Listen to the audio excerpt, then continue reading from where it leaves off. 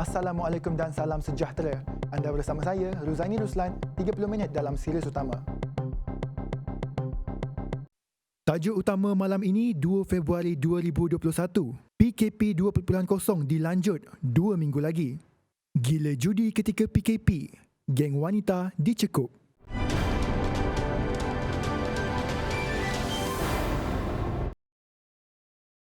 Perintah Kawalan Pergerakan PKP 2.0 dilanjutkan di seluruh negara sehingga 18 Februari ini. Namun tidak di Sarawak kerana ia kekal di bawah Perintah Kawalan Pergerakan Bersyarat PKPB. Menurut Menteri Kanan Keselamatan, Datuk Seri Ismail Sabri Yaakob, PKP 2.0 akan diteruskan dengan SOP lebih ketat. Ia termasuk jumlah orang ramai yang dibenarkan untuk memasuki pasaraya dalam satu masa akan dihadkan bagi mengelakkan perkumpulan besar. Antara SOP lain termasuk mengekalkan larangan rentas negeri dan aktiviti sosial. Prosedur operasi standard SOP mengenai lanjutan PKP ini akan dikeluarkan Majlis Keselamatan Negara MKN. Beliau berkata demikian dalam sidang media di Ibu Negara siang tadi. Seorang lagi petugas barisan hadapan meninggal dunia akibat komplikasi COVID-19. Allahyarham Artini Zulkarnaini merupakan seorang jururawat dan sedang mengandung 30 minggu. Bertugas di Jabatan Perubatan Pemulihan Pusat Pakar Perubatan Universiti Teknologi Mara UiTM Sungai Buloh.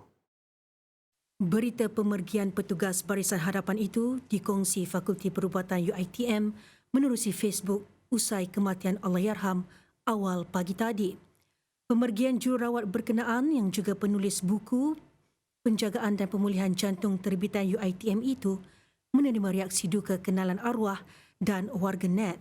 Difahamkan arwah dijangkiti COVID-19 ketika sedang mengandung 30 minggu berdasarkan beberapa komen balas daripada rakan dan keluarganya di media sosial. Bagaimanapun, bayi Allahyarham Artini berjaya diselamatkan secara pembedahan caesarean dan ditempatkan di NICU hospital berkenaan. Allahyarham adalah jururawat program pemulihan jantung dan ibu kepada 5 anak termasuk bayi yang baru dilahirkan. Sementara itu di Johor, 61 penghuni termasuk 22 bayi daripada Rumah Perlindungan Baitul Solehah dihantar ke 2 hospital untuk menjalani kuarantin COVID-19. Ia berikutan 38 daripada 40 penghuni positif COVID-19 minggu lalu. Menurut pengasas Rumah Perlindungan Baitul Solehah, Mak Liza, dia sentiasa bertegas berhubung prosedur operasi standard SOP COVID-19 bagi mengekang wabak itu di rumah perlindungan tersebut. Namun terpaksa mengakui ia tidak cukup untuk membendung penularan tersebut. Hal ini berlaku di tengah-tengah kemunculan 3 kluster baru di rumah jagaan warga emas di Johor, Selangor dan Kuala Lumpur sejak 2 hari lalu. Hari ini tinggal berbaki 9 orang ibu dan 8 bayi yang menunggu keputusan ujian saringan COVID-19. Hospital swasta kini bersedia menerima sejumlah pesakit COVID-19. Menurut pengurusi Nexus Penjagaan Kesihatan Swasta PHPN, Datuk Dr. Jacob Thomas, perkara tersebut adalah usaha mereka membantu mengurangkan beban fasiliti kesihatan kerajaan yang semakin sesak. Menurut Dr. Jacob, penyedia kesihatan swasta sentiasa menyokong arahan dan usaha kerajaan dalam menangani apa sahaja situasi berkaitan penjagaan kesihatan di Malaysia. Lebih-lebih lagi ketika negara diuji dengan peningkatan kes COVID-19 setiap hari. Beliau turut memaklumkan hospital swasta menyediakan 71 unit ventilator kepada hospital kerajaan. Ia disahkan Presiden Persatuan Hospital Swasta Malaysia, APHM, Datuk Dr. Kuljit Singh. Turut disediakan pusat saringan di hospital swasta serta ujian calitan kepada pekerja asing. Setakat ini, sebanyak 130 fasiliti swasta menyediakan pusat saringan COVID-19. Ia ekoran saranan Menteri Kesihatan, Datuk Seri Dr. Adham Baba, pada 28 Januari lalu untuk melibatkan hospital swasta dalam menguruskan pesakit COVID-19. Dek kerana ketagih berjudi dan ingkar Perintah Kawalan Pergerakan PKP, 6 wanita warga tempatan dicekup dalam satu serbuan. Serbuan dilakukan di sebuah rumah dekat Kampung Rambai Padang Siding, Arau, Perlis. Kesemua 6 individu berusia antara 28 hingga 61 tahun ditahan kira-kira jam 8 malam. Antara yang turut dirampas dalam serbuan adalah beberapa peralatan judi dan wang tunai sebanyak RM722. Menurut Ketua Polis Daerah Arau, Nanda Ma'aruf, Kesemua suspek dibawa ke Ibu Pejabat Polis Daerah Arau untuk tindakan lanjut dan disiasat bawah Seksyen 6/1 Akta Rumah Judi Terbuka 1953 dan Seksyen 269 Kanun Keseksaan kerana perbuatan cuai yang boleh menyebabkan jangkitan apa-apa penyakit berbahaya kepada nyawa. Perkembangan banjir di Sarawak. Di Serian, 49 mangsa banjir masih berada di Pusat Pemindahan Sementara PPS Dewan Kampung Rimba Padi yang merupakan satu-satunya PPS yang masih beroperasi di Sarawak. 18 keluarga masih berada di PPS walaupun beberapa kawasan dilihat semakin pulih. Namun paras air masih belum membenarkan penduduk terjejas kembali ke kediaman mereka.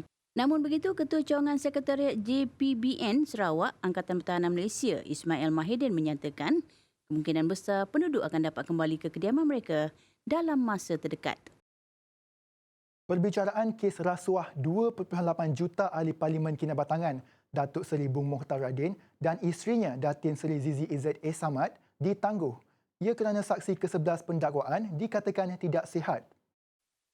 Menurut Peguam Rehda Abdah Subri, perbicaraan hari ini bagi mendengar keterangan pengurus kanan pentadbiran dan kewangan di Yayasan Lembaga Penyatuan dan Pemulihan Tanah Persekutuan Felkra Azriman Ridwan. Bagaimanapun beliau dikatakan tidak sihat untuk hadir ke mahkamah. Bung Mokhtar yang juga timbalan Ketua Menteri Sabah mengaku tidak bersalah atas dua pertuduhan menerima rasuah 2.2 juta ringgit dan RM262,500 sebagai dorongan mendapatkan kelulusan Felkra bagi pelaburan RM150 juta dalam unit amanah Public Mutual. Bong turut dituduh menerima rasuah daripada ejen pelaburan Public Mutual Madi Abdul Hamid 38 menerusi isterinya Zizi Izzat di Public Bank Cawangan Taman Melawati antara jam 12.30 tengah hari dan 5 petang pada 12 Jun 2015. Dia juga mengaku tidak bersalah menerima suapan wang tunai untuk dirinya sebanyak RM335,500 daripada seorang lagi ejen. Tipu pelaburan Bitcoin RM150,500, dua peniaga mengaku tidak bersalah atas 3 pertuduhan. Tertuduh Rezwan Ismail dan Adan Ibrahim membuat pengakuan itu selepas pertuduhan terhadap mereka dibacakan di hadapan Mahkamah Magistrate. Tertuduh didakwa menipu Nur Raihan Syabila Makno sebanyak RM26,000 dengan menjanjikan pulangan pelaburan sebanyak 20% selama 7 bulan berturut-turut sejak Julai tahun lalu. Mereka turut dituduh menipu Rozidah Yahya sebanyak RM120,000 dengan turut menjanjikan pulangan pelaburan dengan kadar yang sama untuk tempoh sama.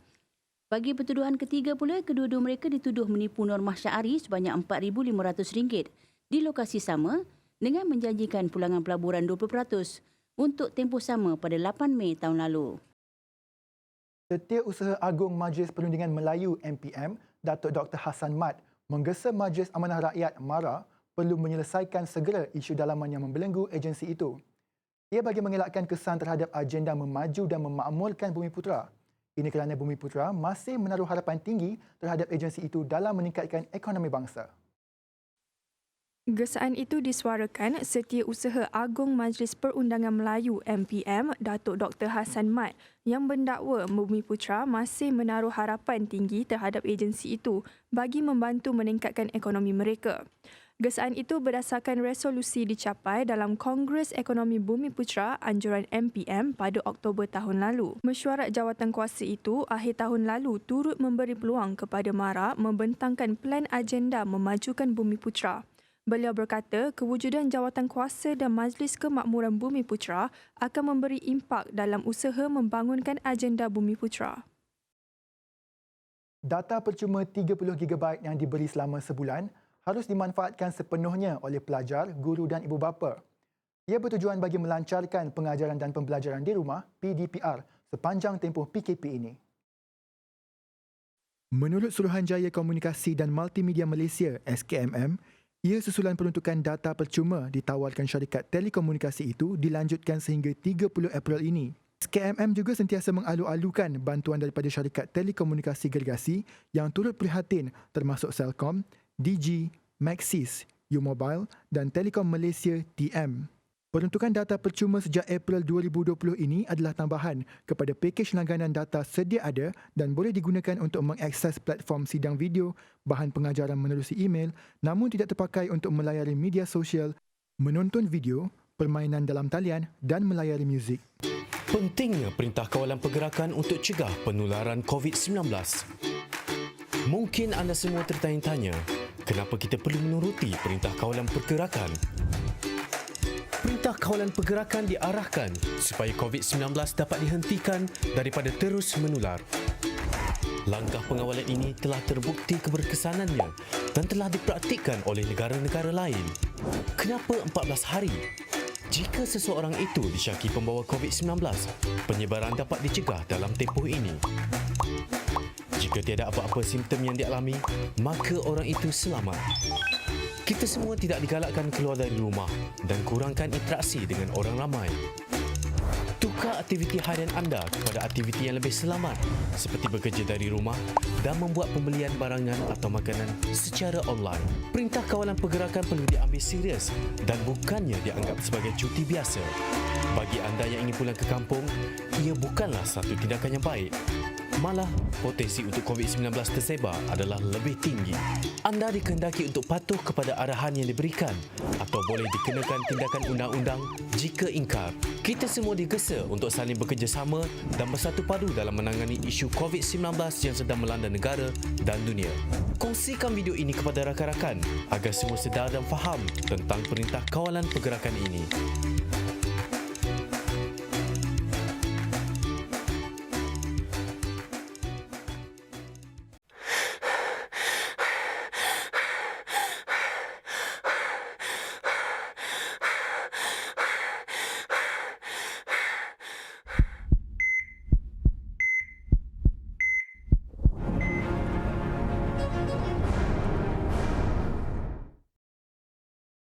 Assalamualaikum dan salam sejahtera. Bersua kembali bersama saya Atira Aminuddin untuk mengetahui keadaan cuaca ketika ini.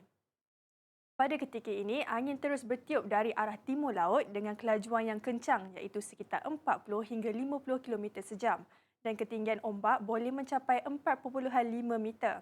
Menurut Met Malaysia melalui laman sesawang rasmi mereka, amaran angin kencang serta laut bergelora kategori pertama, kedua dan juga ketiga masih lagi dikekalkan. Keadaan ini boleh mendatangkan risiko keselamatan dan nyawa kepada orang ramai yang berhampiran di semua perairan di rantau negara. Orang ramai dinasihatkan agar tidak ke laut dan tidak menghampiri kawasan pantai. Ternyata pada ketika ini, kurang hujan di Semenanjung, hujan dan ribut petir di 1-2 tempat dalam tempoh yang singkat sedang berlaku di pantai barat Semenanjung, iaitu di Perak, Selangor dan Negeri Sembilan. Bermula hari ini, Negeri Sabah akan menerima tiupan angin secara terus dari perairan Sulu yang membawa banyak kelembapan. Sehubungan itu, Met Malaysia telah pun mengeluarkan amaran cuaca waspada bahagian Tawau, Sandakan dan Kudat di Sabah kerana kelembapan ini boleh menyebabkan hujan lebat. Amaran ini berkuat kuasa sehingga esok 3 Februari 2021. Kini, hujan lebat dan ribut petir sedang berlaku di bahagian Sandakan dan Tawau. Keadaan yang serupa berlaku di Sarawak, hujan dan ribut petir di 1-2 tempat kini sedang berlaku di bahagian tengah Sarawak. Selain daripada itu, terdapat kawasan penumpuan angin dan perubahan hala laju angin. Ianya adalah keadaan yang kondusif bagi pembentukan awan aktif yang membawa keadaan cuaca yang lembap seperti hujan dan ribut petir. Hujan yang berlaku di Sarawak ini boleh berpanjangan. Met Malaysia telah pun mengemaskini amaran cuaca waspada di bahagian Kuching, Serian, Samarahan, Sri Aman, Bentong, Sarike, Sibu, Mukah, Kapit dan Bintulu. Amaran ini berkuat kuasa sehingga 5 Februari 2021. Orang ramai dinasihatkan agar berwaspada, berhati-hati, bersabar dan peka dengan amaran berita informasi yang dikeluarkan oleh Met Malaysia. Seterusnya kita beralih ke paparan model numerikal hujan untuk cuaca pada 3 jam akan datang. Hujan yang berlaku di Semenanjung ini akan beransur reda sedikit masa lagi dan akan terus cuaca baik sepanjang malam nanti. Hujan turut diramal akan berlaku di 1-2 tempat melibatkan bahagian tengah dan pedalaman di Sarawak. Setelah hujan dan ribut petir yang berlaku pada petang ini beransur-ansur reda. Di Sabah pula, ribut petir yang berlaku akan beransur reda dalam tempoh 2 hingga 3 jam lagi. Sebelah malam pula, cuaca mendung di Sabah. Sebelum kita berpisah, kita ikuti ramalan cuaca 3 hari bagi bandar-bandar utama di seluruh negara. Sekian, Assalamualaikum dan salam sejahtera.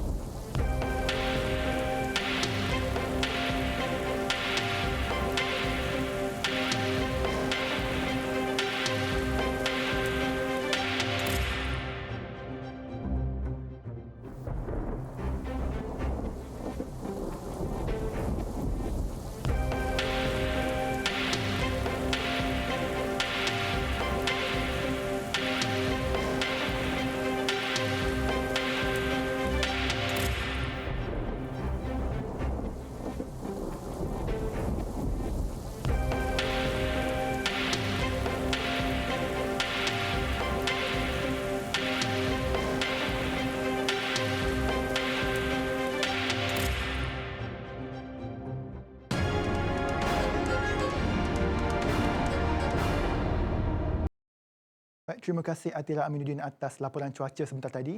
Seterusnya kita ke perkembangan antarabangsa. Myanmar kini di bawah pimpinan kuasa tentera secara penuh. Beberapa jam selepas melakukan rampasan kuasa, 24 timbalan menteri dilapor dipecat dari jawatan dan akan digantikan dengan 11 lantikan baharu. Tentera Myanmar memutuskan untuk melakukan rampasan kuasa selepas menahan pengerusi Parti Liga Demokrasi Kebangsaan Myanmar NLD Aung San Suu Kyi semalam. Suu Kyi dituduh menipu dalam pilihan raya umum November lalu yang menyaksikan parti NLD menang besar. Myanmar baru sedekat bebas daripada pemerintahan tentera selama 50 tahun. Bagaimanapun, sistem demokrasi dikawal ketat Jeneral Tentera. Dalam pada itu, pengerusi NLD Aung San Suu Kyi menggesa seluruh rakyat Myanmar menolak rampasan kuasa oleh pihak tentera dan membantah tindakan berkenaan. Dalam satu kenyataan, mereka menyifatkan tindakan pihak tentera sebagai kepimpinan seorang diktator. Kenyataan dikeluarkan melalui laman Facebook Suu Kyi itu turut menegaskan ia tindakan yang tidak wajar dan bertentangan dengan perlembagaan dan kehendak pengundi. Malah, keputusan Panglima Angkatan Tentera Myanmar, Jeneral Min Aung Hlaing merampas kuasa ketika dunia bergelut pandemik seakan cita-cita peribadi dan bukan kepentingan negara dan rakyat Myanmar. Polis China menahan lebih 80 individu dan merampas 3,000 dos palsu vaksin COVID-19 sebagai sebahagian daripada usaha membanteras jenayah berkaitan vaksin itu. Menurut agensi berita tempatan, suspek dikatakan menjalankan kerja penipuan sejak September tahun lalu. Mereka memasukkan air larutan garam ke dalam botol kecil dan menjualnya sebagai vaksin COVID-19. Polis menyerbu beberapa lokasi di Beijing dan beberapa bandar di wilayah Jiangsu dan Shandong di timur China dan merampas lebih daripada 3,000 vaksin COVID-19 palsu di tempat kejadian. Bagaimanapun, jumlah vaksin palsu yang sudah dijual tidak didedahkan kepada umum tetapi polis sudah mengesan di mana vaksin itu berakhir. China mengejar masa untuk membangunkan vaksin buatan sendiri dan mensasarkan untuk menyuntik vaksin kepada 50 juta rakyatnya sebelum sambutan Tahun Baharu China pertengahan Februari ini. Tiris utama berehat seketika, menyusul selepas ini, Nicole terus unggul di persada dunia.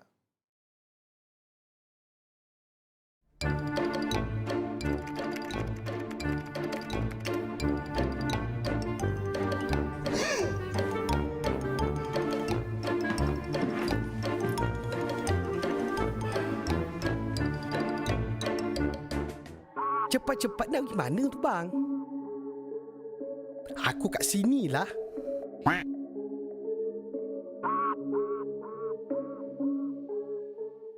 Aku tahulah kau comel, tapi kesihatan tu kena jaga. Kau tahu sekarang ni kan, kes dah banyak. Habis tu kenapa kau tinggalkan aku kat sini? Pandai pun.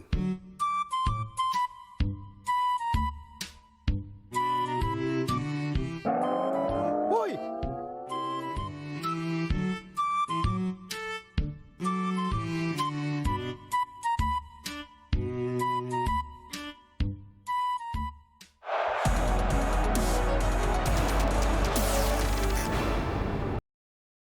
Bertemu kembali. Kita terus ke perkembangan sukan. Bekas Ratu Squash Negara Datuk Nicole David dinobatkan sebagai pemenang anugerah atlet terunggul sepanjang zaman sukan dunia dengan meraih undi majoriti dalam undian dalam talian. Sebagai calon tunggal Asia juara dunia sebanyak 8 kali, Nicole David ternyata unggul sebagai pendahulu sejak hari pertama undian dibuka pada 8 Januari lalu apabila menerima 318,943 undi, kelebihan 200,000 undi daripada pencabar terdekat. Bagi Nicole, ia bagaikan satu penghormatan buatnya apatah lagi dapat sokongan padu daripada seluruh rakyat Malaysia. Beliau turut menzahirkan rasa syukur untuk anugerah yang dikecapi. Tambahannya Nicole, kejayaan yang dimiliki diharap dapat meningkatkan perhatian dunia terhadap sukan squash. Dalam pada itu, Perdana Menteri Tan Sri Muhyiddin Yassin turut menzahirkan ucapan tahniah kepada Nicole yang dilihat telah mengharumkan nama negara. Rasa bangga yang sama turut dikongsi bersama rakyat Malaysia juara dunia 8 kali itu sudah membuktikan sumbangan, keringat dan aksinya kepada dunia biarpun sudah menggantung rekod. Menerusi catatan terbaru di akaun Facebooknya, Perdana Menteri Tan Sri Muhyiddin Yassin berharap generasi muda yang baru berjinak-jinak dengan sukan ini dan pemain pelapis yang sedang mengembangkan prestasi menjadikan kejayaan Nicole sebagai pembakar semangat untuk melangkah lebih jauh. Tambah beliau lagi, tidak mustahil Nicole kedua dapat dilahirkan jika ada iltizam yang tinggi serta usaha yang bersungguh-sungguh. Menjelang misi mempertahankan gelaran terbuka Australia, Sophia Kenin mengakui sedikit gemetar namun tetap mahu kembali beraksi untuk mengimbau kenangan manis detik kejayaannya. Pemain berusia 22 tahun itu kembali ke Melbourne Park tidak lama selepas lawannya Camila Giorgi terpaksa menarik diri akibat kecederaan yang dialami pada kejohanan Yarra Valley Classic. Menurut pemain nombor 4 dunia itu, misi mempertahankan kejuaraan akan menjadi pencabar apabila terbuka Australia bermula 8 Februari nanti. Sophia bagaimanapun berasa gembira kerana dapat kembali beraksi serta berharap perlawanan dan kejayaan yang diharungi beliau tahun lalu dapat membantu dalam perlawanan terbuka Australia nanti. Sekian dulu buat waktu ini. Terima kasih kerana bersama Sirius Utama. Saya Ruzani Ruslan. Assalamualaikum dan salam hormat.